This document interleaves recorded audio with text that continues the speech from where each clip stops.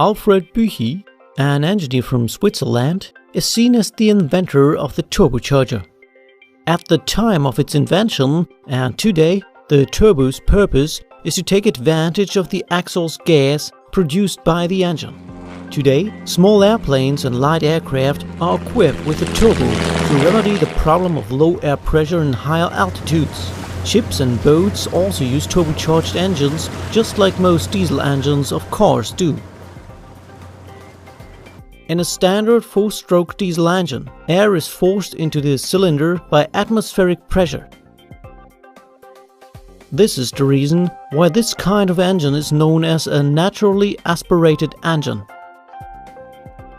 At times of high RPM, for example on the highway, the atmospheric pressure will not push enough air into the cylinder. Consequently, the engine cannot run efficiently. Here, the turbocharger comes into play. A standard turbo, as it is used in boats, airplanes and cars, is composed of a shaft with a turbine wheel on one end and a compressor wheel on the other end. The turbine wheel and the compressor wheel may look the same and are covered by a housing. The exhaust gas produced by the engine enters the turbine housing through the inlet port. At that point, thermal energy is converted into kinetic energy because of the constriction in the turbine. Consequently, the turbine is driven by kinetic energy.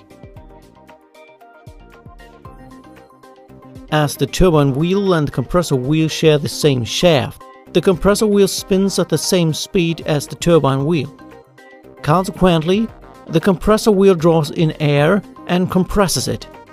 Then, the air passes through the outlet port and supplies the engine with oxygen.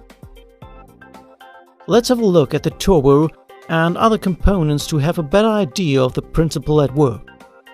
The exhaust gas enters the turbine through the inlet port, drives the turbine wheel, and exits the turbine through the outlet port. Hereby, the compressor wheel draws in air, compresses the air, and pushes it to the engine.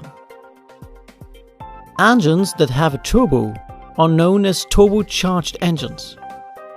A turbo only works efficiently if other components are part of the entire system. We need, for example, an intercooler because the air heats up when it's compressed. So, the intercooler will cool down the hot air coming from the compressor, ensuring that more oxygen reaches the engine. That makes the engine much more efficient. Furthermore, a valve, which is also known as a wastegate, is used to divert exhaust gas away from the turbine when too much exhaust gas is produced by the engine. So, it limits the rotational speed of the turbine wheel and consequently the compressor wheel so that the turbocharger won't be damaged.